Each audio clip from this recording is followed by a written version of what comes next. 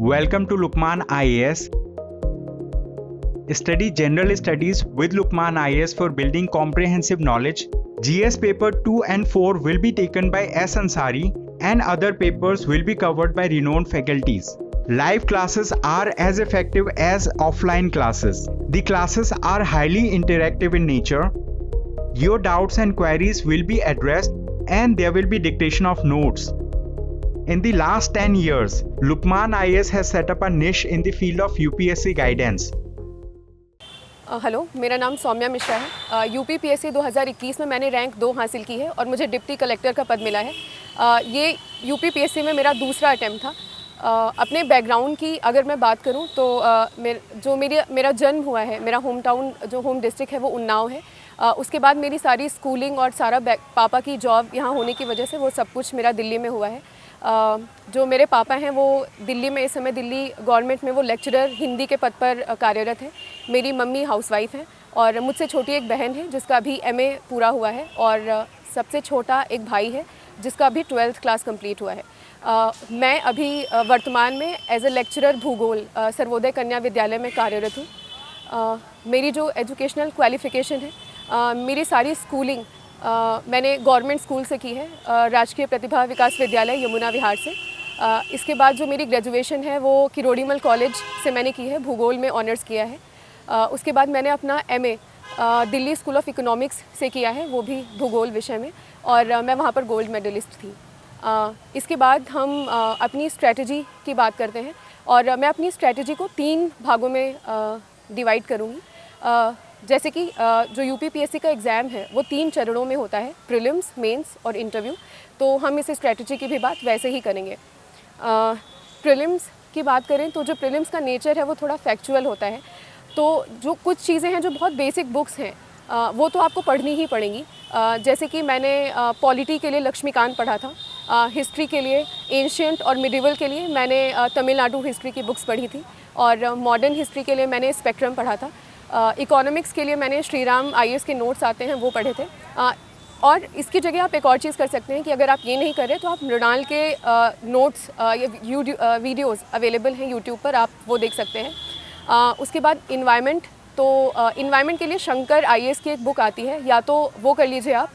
पर जो इन्वायरमेंट है, पर्यावरण है, उसका जो नेचर है वो काफ़ी डायनामिक हो गया है। तो आप ये कोशिश करिए कि आप उसको करेंट अफेयर्स के थ्रू कवर करिए।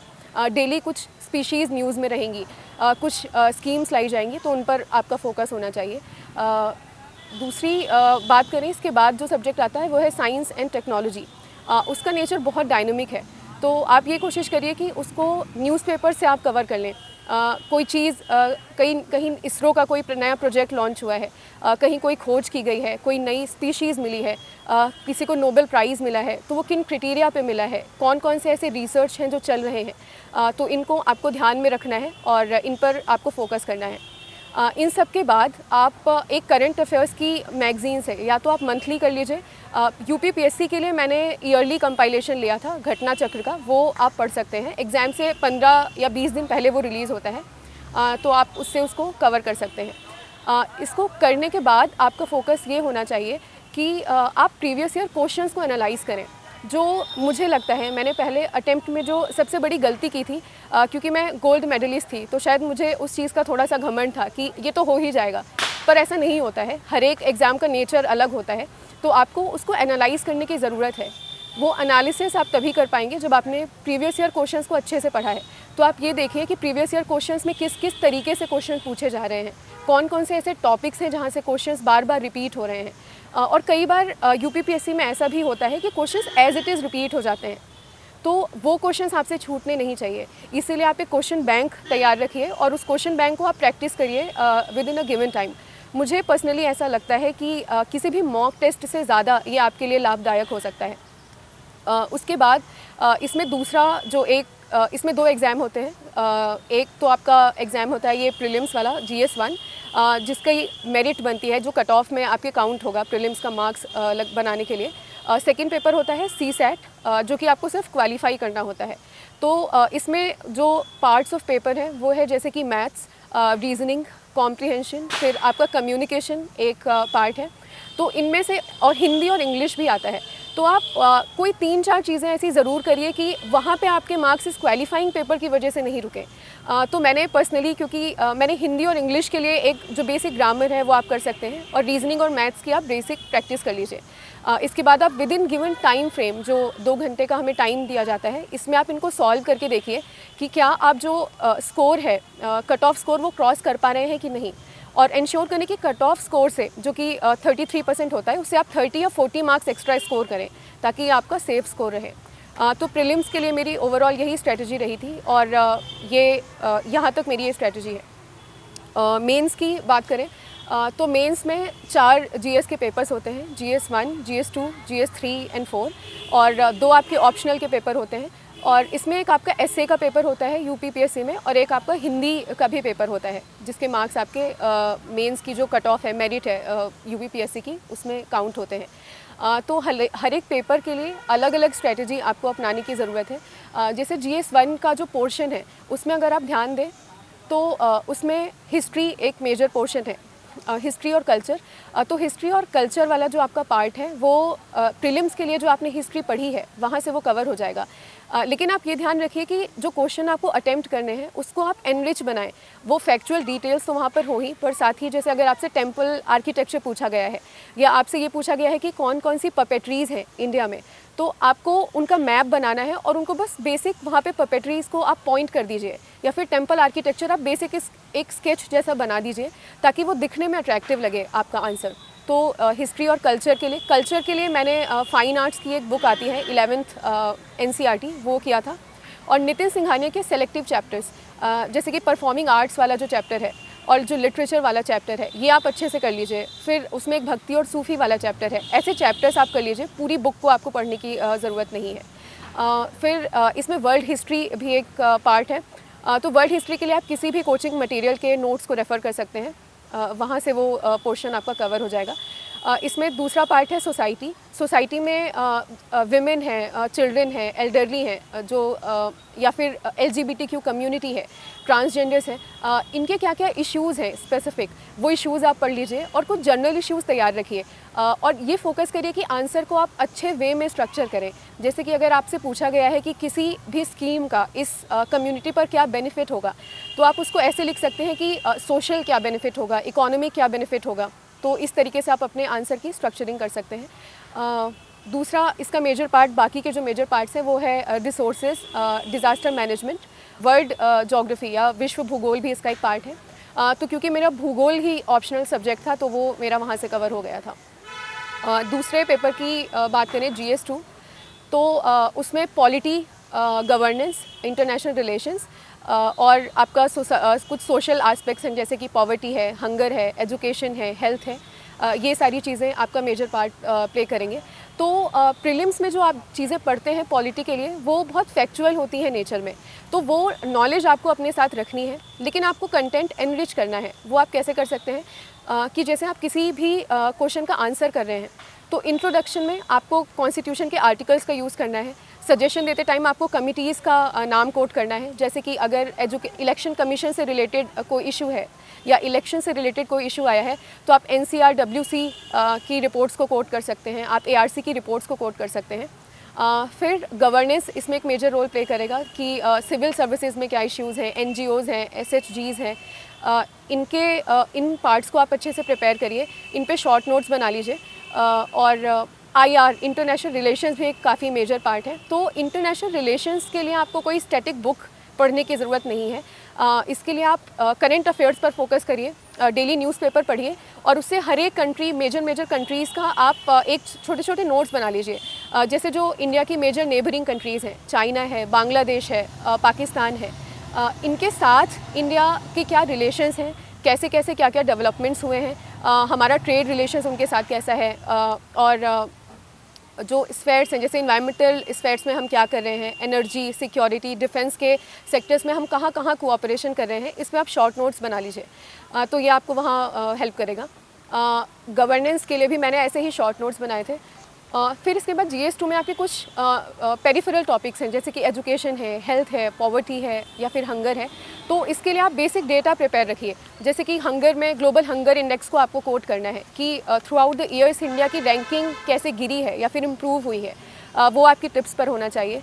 सिमिलरली एजुकेशन और हेल्थ की अगर हम बात करें तो एजुकेशन में गवर्नमेंट ने कौन कौन सी मेजर स्कीम्स लॉन्च की हैं, जैसे कि नेशनल एजुकेशन पॉलिसी जो भी है उसके क्या क्या ऑब्जेक्टिव्स हैं डिफरेंट सेक्टर्स में या डिफरेंट जो लेवल्स हैं of education, primary, secondary, tertiary, इनके लिए क्या क्या मेजर्स लिए गए हैं उनको आप याद रखिए, उनको आप एज अ सजेशन यूज़ कर सकते हैं। हेल्थ में सिमिलरली आप ट्राई करिए कि हेल्थ में डिफरेंट सेक्टर्स को आप कवर करें अपने नोट्स में, जैसे कि primary health, secondary health, mental health, इन पे आप अपने शॉर्ट नोट्स बना कर रखिए। फिर GS3 की बात करें तो उसके मेजर पोर्शंस हैं इकोनॉमिक्स, रिसोर्सेज से रिलेटेड जो भी इश्यूज़ हैं, एग्रीकल्चर और security and science and technology. तो इकोनॉमिक्स का जो भी पोर्शन है वो आपका कवर हो जाएगा, जो भी हमने प्रीलिम्स के लिए चीज़ें पढ़ी थी वहाँ से वो चीज़ें आपकी कवर हो जाएंगी। उसके बाद आप कुछ टॉपिक्स पर नोट्स बना लीजिए, जो मेजर टॉपिक्स आपको लगता है कि करंट अफेयर्स में हमेशा रहते हैं, जैसे बैंकिंग के क्या क्या इश्यूज़ हैं, NPA है, फाइनेंशियल इंक्लूजन है, डिजिटल बैंकिंग है, ई-कॉमर्स है, इन पर आप अपने नोट्स तैयार रखिए। और डिज़ास्टर मैनेजमेंट जो इसका टॉपिक था या जो एग्रीकल्चर टॉपिक्स था वो मेरा ऑप्शनल भूगोल होने की वजह से वहाँ से मैंने कवर कर लिया था। इसके बाद इसमें सिक्योरिटी भी एक मेजर एस्पेक्ट है, तो सिक्योरिटी के लिए मैंने एक बुक को रेफ़र किया था, mister Ashok Kumar IPS officer हैं, उनकी एक बुक आती है, वो सिक्योरिटी के स्टैटिक पोर्शंस कवर कर लेगी। बट आपको डेली न्यूज़पेपर जब भी आप पढ़ते हैं तो आपको अपने नोट्स को एनरिच करते जाना है डेली करंट अफेयर्स को पढ़ के, तो वहाँ से सिक्योरिटी का एस्पेक्ट आपका कवर हो जाएगा। अब अगर हम साइंस एंड टेक्नोलॉजी की बात करें तो उसका नेचर भी बहुत डायनामिक है। उसमें आप कुछ टॉपिक्स के नोट्स बना के रखिए, जैसे कि नैनो टेक्नोलॉजी है, बायोटेक्नोलॉजी है, जेनेटिक इंजीनियरिंग है, क्वांटम कंप्यूटिंग है। तो इन सारी चीज़ों पर आप शॉर्ट नोट्स बना के रखिए कि वो क्या है। उसके लिए गवर्नमेंट ने डिफरेंट सेक्टर्स में उसकी क्या क्या एप्लीकेशंस हैं, जैसे कि हेल्थ में, एजुकेशन में, बैंकिंग में, इनमें सिक्योरिटी में उसकी क्या क्या एप्लीकेशंस हैं, और गवर्नमेंट ने उन सेक्टर्स को एड्रेस करने के लिए या फिर उस टेक्नोलॉजी को प्रमोट करने के लिए कौन कौन सी स्कीम्स बनाई हैं, और इंडिया में हमारे क्या क्या चैलेंजेस हैं, ये सारी चीज़ों को आप अपने नोट्स में एड्रेस कीजिए। और GS3 में आप अभी प्रीवियस कुछ ईयर से यूपी स्पेसिफिक भी क्वेश्चंस पूछे जाने लगे हैं। तो यूपी के जो रिसोर्सेज हैं, यूपी में गवर्नमेंट ने क्या क्या पॉलिसीज़ ली हैं, UP government science and technology को प्रमोट करने के लिए या जो सिक्योरिटी के इश्यूज़ हैं उनको कन्फ्रंट करने के लिए या सेंट्रल गवर्नमेंट के साथ कोऑपरेट करने के लिए क्या क्या चीज़ें लॉन्च कर रही है, उस पर भी आप अपनी नज़र रखिए और करंट अफेयर्स के थ्रू उनको कवर करते रहिए। DKT state PCS। अगर आप केवल स्टेट PCS के वीडियो देखना चाहते हैं तो सब्सक्राइब करिए DKT स्टेट PCS। यहाँ आपको राज्यों की लोक सेवा आयोग से जुड़ी परीक्षाओं के टॉपर्स के वीडियो अरेंज फॉर्मेट में मिल जाएंगे और लिंक डिस्क्रिप्शन बॉक्स में भी मिल जाएगा। फिर GS4 का जो हमारा पेपर है वो एथिक्स का पेपर है। उसमें आपको क्या करना है, एथिक्स के पेपर के लिए पर्सनली मुझे लगता है कि अगर आप एक एथिकल पर्सन हैं और आपकी खुद की मॉरल पर्सनैलिटी है, आप सही चीज़ों में बिलीव करते हैं, आपका वैल्यू सिस्टम अच्छा है, तो आप उन क्वेश्चंस को अच्छे से आंसर कर पाएंगे, क्योंकि आप उस तरीके से सोच पाएंगे, वो आपका वही अप्रोच होगा उन चीज़ों को एड्रेस करने के लिए। तो एथिक्स में आप खुद सबसे पहले ये कोशिश करिए कि आप अपनी एक एथिकल पर्सनैलिटी डेवलप कीजिए, आप खुद एक मॉरल पर्सन अगर की तरह सोचिए, और इसमें आप बेसिक चीज़ें प्रिपेयर करके रख सकते हैं, जैसे कि की टर्म्स है उनके आप नोट्स बना कर रखिए। फिर डिफरेंट सेक्टर से आप एग्जाम्पल्स उठा लीजिए, जैसे नेशनल लेवल से, इंटरनेशनल लेवल से या पर्सनल लेवल से, हर एक वैल्यू के लिए एग्जाम्पल्स ले लीजिए। ये आपको आंसर करने में आपकी बहुत हेल्प करेंगे और आपके आंसर्स को एनरिच करेंगे। जो एथिक्स के थ्योरेटिकल क्वेश्चंस हैं उसको एड्रेस करने के लिए आप कुछ चीज़ों का यूज़ कर सकते हैं, जैसे कि अलग अलग जो थिंकर्स हैं, एरिस्टोटल हैं या फिर हमारे अपने थिंकर्स हैं, महात्मा गांधी जी, APJ अब्दुल कलाम सर, इनके कोट्स या फिर डिफरेंट सेक्टर्स में उन्होंने क्या क्या काम किया है वो आप तैयार रखिए और इनको कोट कीजिए अपने इंट्रोडक्शन में और कंक्लूजन में। दूसरी चीज़, आप इसमें DPSPs, कॉन्स्टिट्यूशनल आर्टिकल्स, इनको भी कोट कर सकते हैं जो एथिकल, जिनमें एथिकल डायमेंशंस हैं। तो ये हो गया थ्योरेटिकल क्वेश्चंस के लिए। इसके बाद इसमें एक मेजर पोर्शन कवर करेगा आपका केस स्टडीज़। तो केस स्टडीज़ के लिए आप क्या कर सकते हैं कि आप सबसे पहले ये कोशिश करिए कि केस स्टडी को आप पूरी अच्छी तरीके से पढ़ें और ये एनालाइज़ करें कि केस स्टडी में एक तो मेजर डिमांड होती है, दूसरी पेरिफेरल डिमांड्स भी होती हैं। जैसे मान लीजिए एक क्वेश्चन आपको दिया गया है कि 10,000 पेड़ों को काटा जाना है, क्योंकि एक बहुत बड़ा स्लम एरिया है जिसकी पॉपुलेशन को बसाने के लिए वहाँ पर नए घर बनाए जाने हैं। तो अगर आपको एज अ IAS ऑफिसर या फिर आपको as a administrator, urban planner सोचना है, तो आप ये जब भी आप इसको एड्रेस करेंगे तो आपको सबसे पहले ये सोचना होगा कि ये प्रॉब्लम किस चीज़ के बारे में, कौन सी डायलेमा को ध्यान में रख कर पूछी गई है। तो ये पूछी गई है economics, environment versus economic development या फिर इंफ्रास्ट्रक्चर डेवलपमेंट। सेकेंडली, आपको स्टेक होल्डर्स को पॉइंट आउट करना है कि इसके कौन कौन से स्टेक होल्डर्स हैं जो भी इस इशू से हैं, वो इससे अफेक्ट होंगे। तीसरी चीज़ आपको ये ध्यान रखनी है कि आप हर एक जब भी आप इशू का सल्यूशन बताते हैं तो उसको 2 पार्ट्स में डिवाइड करने की कोशिश करें, या फिर डिफरेंट सेक्टर्स में, कि जैसे कि लॉन्ग टर्म, शॉर्ट टर्म में आप क्या कोशिश करेंगे। तो जैसे आप शॉर्ट टर्म में ये कोशिश कर सकते हैं सबसे पहले कि पेड़ों को काटने की बजाय आप ये कोशिश करें कि एक नई कॉलोनी सोची जाए जहाँ पर अभी पेड़ नहीं है, वहाँ पर उन्हें रीलोकेट करने की कोशिश की जाए। और अगर अंतिम आपके पास कोई रास्ता नहीं बचता तो आप वहाँ उन्हें बसाएंगे, लेकिन जो भी पेड़ काटे जाने हैं उनके लिए आप कंपनसेटरी एफॉरेस्टेशन करेंगे कहीं और। तो ये आपका शॉर्ट टर्म सोल्यूशन होगा। लॉन्ग टर्म में आपको ये सोचना होगा कि अर्बन प्लानिंग ही आप ऐसे करें कि जो ऐसी इश्यूज़ हैं वो पहले से ही एड्रेस हो जाएं। जो शहर है वहाँ पर पॉपुलेशन इतनी बढ़े ही नहीं कि शहर में स्लम्स की पॉपुलेशन हो, तो उसके लिए आपको जो छोटे छोटे शहर हैं उनको डेवलप करने की कोशिश करनी होगी और आपको अपनी स्ट्रैटेजी में ये चीज़ें एड्रेस करनी होगी। तो ऐसा करके आप अपना एथिक्स का जो केस स्टडी वाला पोर्शन है उसको एड्रेस कर सकते हैं। और इसमें भी आप कोट करिए, कॉन्स्टिट्यूशनल आर्टिकल्स को कोट करिए, कोट्स जो भी डिफरेंट थिंकर्स के हैं उनको आप कोट्स करिए, तो ये आपके आंसर्स को एनरिच कर देगा।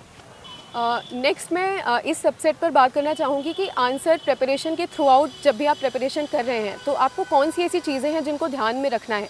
तो सबसे पहले तो ये ध्यान रखिए कि मेंस के फॉर एग्जांपल आंसर राइटिंग के टाइम आप कंटेंट पर तो फोकस करें ही, पर आप स्ट्रक्चरिंग कैसे कर रहे हैं आंसर्स की, इस पर भी फोकस करें। क्योंकि कई बार क्या होता है कि हम सिर्फ कंटेंट डेवलप करते हैं, पर जो भी आप एग्जामिनर को आप अपना आंसर लिख कर दे रहे हैं तो वो वही देख पाएगा जो कि आपने उस आंसर में इंक्लूड किया है। तो उसके लिए जैसे कि आपसे क्वेश्चन पूछा गया है तो आप आइडेंटिफाई करिए कि उसके कितने सब पार्ट्स हैं, वो सब पार्ट्स आपके आंसर्स की मेजर हेडिंग्स बनने चाहिए और तब आप उसको एड्रेस करें। दूसरी चीज़ कि हर एक पेपर में कई बाउंसर क्वेश्चंस होते हैं, जो बाउंसर क्वेश्चंस या फिर ऐसे क्वेश्चंस जिनको या तो उसके आंसर्स बहुत कम लोगों को पता होते हैं या किसी को नहीं पता होते। तो ऐसे क्वेश्चंस को छोड़ने की बजाय आप अपनी कॉमन सेंस का यूज़ करिए कि कैसे वो क्वेश्चंस एड्रेस हो सकते हैं।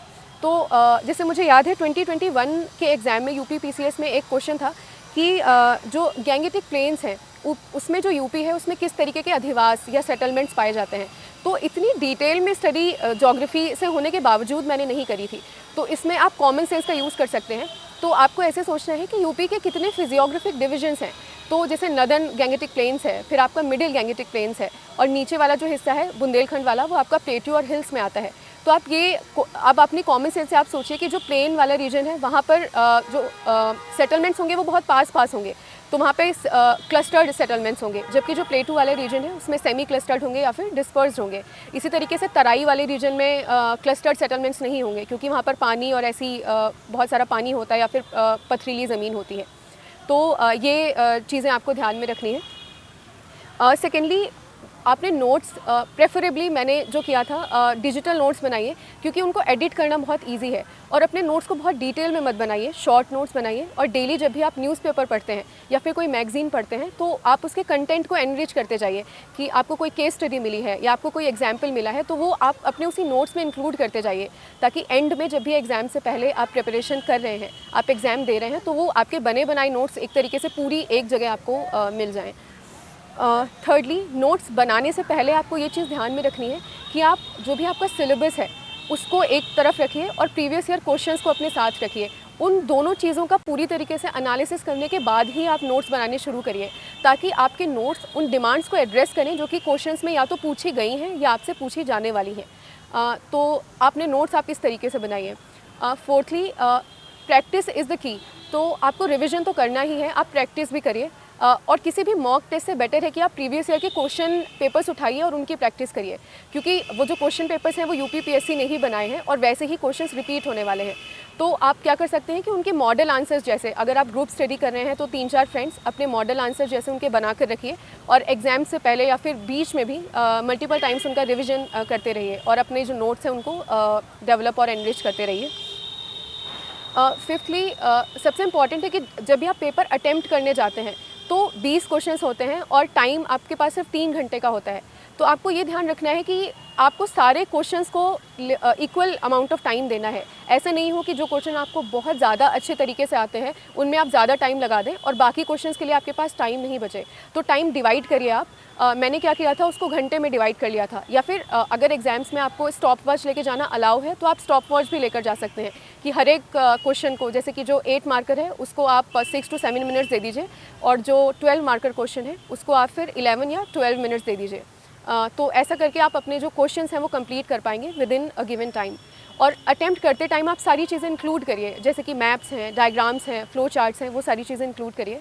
और यूपी स्पेसिफिक क्वेश्चन को प्लीज़ इग्नोर मत करिए। तो अभी प्रीवियस ईयर में ये पैटर्न रहा है कि यूपी स्पेसिफिक जो क्वेश्चन है, specifically in GS1 and GS2, उनका जो शेयर है वो बढ़ा है। तो आप क्या कर सकते हैं, मैंने जो किया था कि यूपी स्पेसिफिक को एक स्टैटिक बुक ले लीजिए और उसका जो स्टैटिक पोर्शन है, जैसे कि जो यूपी की फिजियोग्राफी है या यूपी का कल्चर है, उस पर शॉर्ट नोट्स बना लीजिए, ताकि जब यूपी के से स्पेसिफिक कोई क्वेश्चन पूछा जाता है तो आप उसको वहाँ पर आंसर कर पाएँ। और छोटे छोटे मैप्स भी आप यूपी स्पेसिफिक बना सकते हैं, जैसे कि यूपी का जो फिजियोग्राफिक डिवीजन है उसको दिखा दीजिए, यूपी में कहाँ कहाँ कौन सी ट्राइब रहती है, इसका भी आप मैप में एड्रेस कर सकते हैं। तो ये पूरी मेंस की जो प्रिपरेशन है यहाँ पर वो आपकी कवर हो जाएगी। तो थर्ड स्टेज हम इंटरव्यू पर आते हैं। इंटरव्यू के लिए सबसे पहले तो अपनी पर्सनालिटी में कॉन्फिडेंस लाने की ज़रूरत है। प्लीज़ इस बात पर बहुत ज़्यादा फोकस मत करिए कि आप किस बैकग्राउंड से आ रहे हैं, आपका कॉलेज अच्छा नहीं था, आप किसी बड़ी प्रेस्टिजियस यूनिवर्सिटी से नहीं पढ़े। आपको कॉन्फिडेंस रखना है कि आप जो भी हैं वो आपके पेरेंट्स आपको जितना दे पाए उस समय, उसमें आपने जो भी आप अचीव कर सकते थे आपने किया। Be proud of your self और अपने आप को उस इंटरव्यू के काबिल बनाइए, ना कि ये सोचते रहिए कि प्रीवियस आप दूसरों के बराबर कैसे पढ़ सकते थे या फिर आपको वो यूनिवर्सिटी क्यों नहीं मिली। वर्तमान पर फोकस करिए और कॉन्फिडेंस डेवलप कीजिए। दूसरी चीज़, जो भी आपका बैकग्राउंड है, जैसे आपका जन्म कहाँ पर हुआ है, आपकी स्कूलिंग कहाँ पर हुई है, यूपी जो स्टेट है इसके बारे में डिटेल्ड आपको नोट्स बनाने पड़ेंगे, तो वो चीज़ें आप करिए। आपकी स्कूलिंग जहाँ से हुई है उस कॉलेज का नाम, ये सारी चीज़ें भी कहाँ से निकला है, कब उसका इस्टेब्लिशमेंट हुआ था, ये सारी चीज़ें आपको पढ़नी पड़ेंगी।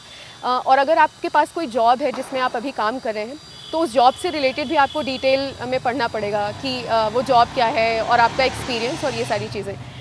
फिर अपना ऑप्शनल, तो यूपी में जैसे मेरा ऑप्शनल भूगोल था तो मुझसे भूगोल से बहुत फैक्चुअल चीज़ें पूछी गई थी, तो आपको अपना जो ऑप्शनल है उसको भी अच्छे से प्रिपेयर करना है कि अगर वहाँ पे उसकी वजह से आपका जो कॉन्फिडेंस है वो कम नहीं हो। तो जो भी आपने मेंस के लिए अपना ऑप्शनल प्रिपेयर किया था उसको ही आप दोहरा लीजिए एक बार, थोड़ा क्विक रिविजन कर लीजिए, ग्लैंस थ्रू कर लीजिए, तो वहाँ से वो आपका प्रिपेयर हो जाएगा। सेकेंडली, इंटरव्यू देते टाइम काम रहें। जो भी आपसे क्वेश्चन पूछा जा रहा है वहाँ पे वो आपकी पर्सनैलिटी चेक कर रहे हैं, आपकी जो नॉलेज है वो प्रीलिम्स और मेंस में चेक हो चुकी है ऑलरेडी, तो वो ये कोशिश करते हैं आपसे जानने की कि जो भी इंटरव्यू में अगर आपसे कोई ऐसे क्वेश्चन पूछे जाते हैं या आपके सामने कोई ऐसी डिफ़िकल्ट सिचुएशन रखी जाती है तो एज एन एडमिनिस्ट्रेटर आप उसको कैसे हैंडल करेंगे। तो उसके लिए आपको काम माइंडसेट से सोचना है। अगर आपको लगता है कि आप अच्छे से आंसर नहीं दे पा रहे हैं तो आप उनसे समय भी मांग सकते हैं कि सर मुझे सोचने के लिए 1 मिनट का समय दे दीजिए, और फिर आप उसको आंसर करिए। हड़बड़ी में आंसर मत करिए, काम रहिए, शांत दिमाग से उसको आंसर करिए, तो आप उसका अच्छे से आंसर दे पाएंगे। तो और दूसरी चीज़, तो ये सारी चीज़ें थी जो इंटरव्यू में मैंने करी थी और इसने मुझे हेल्प किया। एट द लास्ट जो मैं बताना चाहूँगी कि स्टूडेंट्स के लिए क्या टिप्स हैं जो इस प्रिपरेशन में हैं या इस प्रिपरेशन में आना चाहते हैं। Welcome to Lukman IAS. Study general studies with Lukman IAS for building comprehensive knowledge. GS paper 2 and 4 will be taken by S. Ansari and other papers will be covered by renowned faculties. Live classes are as effective as offline classes. The classes are highly interactive in nature. Your doubts and queries will be addressed and there will be dictation of notes. In the last 10 years, Lukman IAS has set up a niche in the field of UPSC guidance. तो सबसे पहली जो चीज़ है, अपने आप में आत्मविश्वास बनाए रखें, क्योंकि मेरे साथ ही मेरा पर्सनल व्यक्तिगत अनुभव है कि जैसे मेरा प्रीलिम्स क्लियर नहीं हुआ था, तो उसके बाद मैं काफ़ी स्ट्रेस में चली गई थी कि इस एग्ज़ाम का जब मैंने प्रीलिम्स से क्लियर नहीं किया तो फिर बाकी की 2 स्टेजेस मुझसे कैसे क्लियर होंगी। तो आपको आत्मविश्वास बनाए रखना है। ये आप कैसे कर सकते हैं कि अपने फ्रेंड्स से पॉजिटिव माइंडसेट के लोगों के साथ रहिए। जो फ्रेंड्स आपके इस सर्कल में ऑलरेडी हैं उनसे टच में रहिए कि आप कैसे बेटर प्रिपेयर कर सकते हैं। अपनी फैमिली का सपोर्ट और अपने जो टीचर्स प्रोफेसर्स हैं उनके सपोर्ट को अप्रिशिएट करिए और की कोशिश करिए कि आप उनसे हमेशा पॉजिटिव चीज़ें डिराइव करें। सेकेंडली, अपनी लैंग्वेज और मीडियम पे बहुत ज़्यादा बुरा मत फील करिए, क्योंकि मैंने भी ये पहले फ़ील किया था कि और ये कोशिश करिए कि आप जिस लैंग्वेज में कंफर्टेबल हैं उसमें आप इंटरव्यू दें, उसको ही आप अपना मीडियम रखें, क्योंकि हिंदी और इंग्लिश से फ़र्क नहीं पड़ता। फ़र्क इस चीज़ से पड़ता है कि आप उस चीज़ में खुद को कितने अच्छे से एक्सप्रेस कर पाते हैं। तो अगर आप हिंदी में कंफर्टेबल हैं तो आप हिंदी में इंटरव्यू दीजिए, हिंदी को अपना मीडियम बनाइए। अगर आप इंग्लिश में कंफर्टेबल हैं तो आप इंग्लिश के साथ जाइए, क्योंकि मेरे साथ भी ये जो मीडियम वाला इशू था ये पहले था, पर आपको वही चीज़ चूज़ करनी है जो जिसमें आप कंफर्टेबल हैं। इंग्लिश में अगर आप हैं तो इंग्लिश के साथ, और हिंदी में हैं तो हिंदी के साथ। थर्डली, मैं एक संदेश देना चाहती हूँ लड़कियों को और उनके पेरेंट्स को। लड़कियों को स्पेसिफिकली कि आपके लिए फाइनेंशियल इंडिपेंडेंस आपकी और आपका जो करियर है वो बहुत इंपॉर्टेंट होना चाहिए, क्योंकि हम जिस वुमेन एम्पावरमेंट के दौर में हैं तो हमें ये कोशिश करनी है कि हम अपने पैरों पर खड़े हों और हम एक एग्जाम्पल सेट कर पाएँ बाकी लोगों के लिए और वुमेन एम्पावरमेंट की दिशा में काम कर सकें। और पेरेंट्स के लिए मैं ये संदेश देना चाहती हूँ कि अपनी जो लड़कियाँ हैं उनकी जो पेरेंटिंग है उसको मैरिज ओरिएंटेड मत करिए कि उसकी शादी होने वाली है इसलिए मुझे उससे इस तरीके से प्रिपेयर करना है। जो उसकी पेरेंटिंग है आप करियर ओरिएंटेड करिए कि उसको मुझे इस दिशा में लेके जाना है, उसका करियर ऐसे डेवलप होना चाहिए, तो आप अपनी लड़कियों को वो पंख दे पाएंगे जिनकी उन्हें ज़रूरत है। और लास्टली मैं यही कहूँगी कि आपको सक्सेस मिलता है या फेलियर, आप उसको विनम्रता से ग्रहण करें। सक्सेस पे आपको बहुत खुश नहीं होना चाहिए और फेलियर पे बहुत दुखी नहीं। आप हमेशा उन चीज़ों से सीखिए कि आप कैसे आने वाले समय में और बेहतर हो सकते हैं, और उनसे लेसन लेके आप आने वाले समय में और बेहतर करिए, अपने लिए भी और समाज के लिए भी। धन्यवाद।